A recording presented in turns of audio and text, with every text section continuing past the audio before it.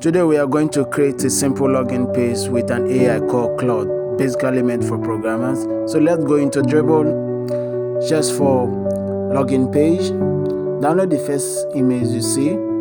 So we want to use that to create our login page with Claude. Now simply press on all the image and click download image. Create another tab, go to cloud.ai, continue with your Gmail address. Now select any email of your choice which I've already logged in. If you haven't, you can just simply create one and click continue. Wait for a minute for Google to verify.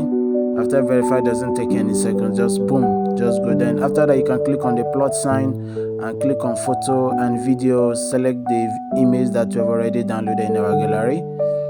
Now let's write, or let's tell the AI on exactly how I want to be. Then you can simply write, create an exact login page with HTML and CSS from the image uploaded. Let's wait for Claude to do his work. Now just wait for a few seconds. Claude to generate the pure CSS and HTML code that exactly looks like the image you uploaded. Just click on the preview or it will automatically preview. Now exactly this is how it looks like. Now it also automatically added an image, icon, placeholder for password and email.